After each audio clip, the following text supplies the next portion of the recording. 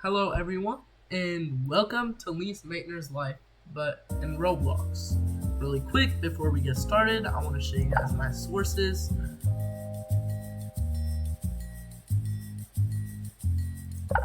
Alright, let's get in. Lise Maitner was born on November 7th, 1878. She had a mother, Hedwig Maitner, and a father, Philip Maitner. The family belonged to a Jewish heritage. They lived in Vienna, Austria. When she was young, Lee showed a strong passion towards science. But at this time, women in Austria weren't given the same education as men. However, Lisa's father was a strong believer in which everyone should receive schooling. So he hired a private tutor for Lise to learn and grow like any other kid. Lise Meitner eventually earned her PhD in physics in 1906, becoming the second woman to do so at the University of Vienna. She later moved to Berlin, where she worked with famous scientists like Max Planck and Otto Hahn. In 1917, Meitner and Hahn helped study and understand the radioactive element protactinium, which is very rare and unstable. Scientists use protactinium to learn more about how radioactive elements work and just break down over time, what actually makes them break down. Their learnings from this element would soon help them understand a new concept, which they would soon discover, which was called nuclear fission. In 1922, Lise Meitner became the first female physics professor in Berlin. She fled Nazi Germany in 1938. The same year, she and her nephew Otto Frisch explained nuclear fission. In that little gap year from 1922 to 1938, Lise studied radioactive elements with a few other scientists and developed her understanding more and more until she got to the point where she could explain it with her nephew Otto Frisch. They explained it to be something like nuclear fission is when a big atom breaks into smaller pieces after being hit by a neutron. This produces lots of energy and more neutrons to hit more atoms and create even more energy. Although this explanation provided scientists with much information and lots of opportunities for the US too, the general public was in fear because they believed Nazi Germany would make bombs using the same tactic we just discovered and kill lots and lots of people. World War II was happening at this time, and many people were scared and in danger.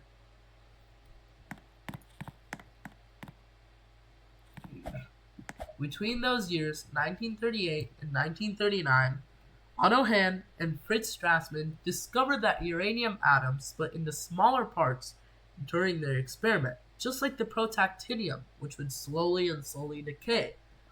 Hahn sent these results to Lise Meitner, but fled to Sweden because of the war. Meitner and her nephew Otto Frisch realized that the uranium nucleus was splitting in two. What they claimed earlier was happening, nuclear fission. It matched the definition. This was something no one had understood before. What they explained before was a major breakthrough in science. This evidence they were providing from the uranium was extraordinary. However, in 1944, only Hahn was awarded the Nobel Prize in Chemistry for this discovery.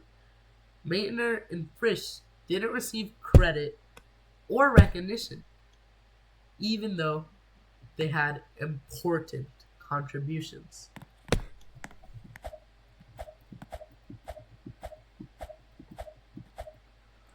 Being as humble as she was, Lise Meitner didn't complain about not receiving credit. Her nephew didn't either, but this was unfair. Without the two of them, Otto Hahn couldn't have done it. They just provided him with the evidence proving everything. But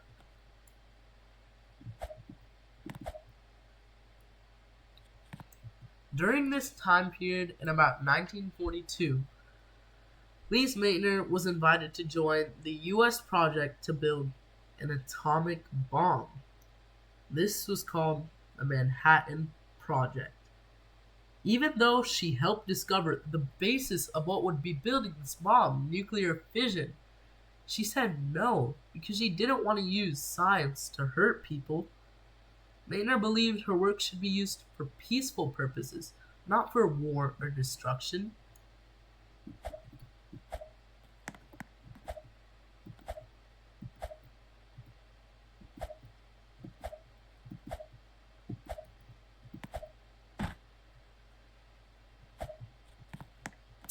Eventually, a few years later, in 1966, Lise Meitner finally got a big award called the Max Planck Medal for her work in nuclear physics. This was important because it showed that people were starting to give her credit for helping discover nuclear fission. Even though she didn't get the Nobel Prize, this award helped her get the respect she deserved after being ignored for a long time. Unfortunately, 2 years later, Lise passed away in England, 1968. She will forever be remembered for her crucial role in the understanding of nuclear fission, as well as the inspiration she spread to so many people, especially women. She inspired them to pursue careers in science, and as well as that, Lise Meitner just never sold her morals for anyone. Not if she was getting tons of money to make the atomic bomb, or she didn't argue about the whole Nobel Prize thing. My main takeaway from Lise Meitner's story, is even when someone doesn't get the credit they deserve, their work can still have a big impact. Lise Meitner helped explain nuclear fission, which was a huge discovery, of course, but she was left out when others got awards for it. Even though this was unfair, she kept doing science and stayed true to her values by refusing to help make bombs. Her story just shows us all how important it is to stand up for what you believe in and keep going, even when people don't recognize your efforts. It also reminds us that history doesn't always give credit to the right people right away. Now, I personally chose Lise Meitner because I relate to her experience of being overlooked. As an Indian student, I've seen how people from certain backgrounds don't always get recognized, even when they work hard.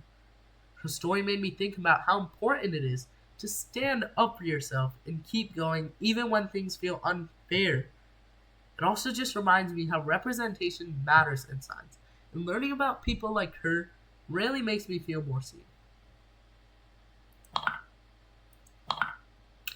So, Lise Meitner helped discover nuclear fission, which has been stated multiple times.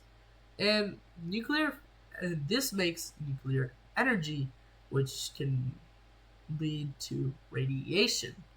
In biology, radiation is important because it can damage cells and DNA, which can lead to mutations or cancer. This ties to what we learned about genetics and how cells grow and divide. The radiation could really hurt you. Maybe the mutation has no effect, but it could have one really life-threatening one. And that would be all. Thank you guys for listening.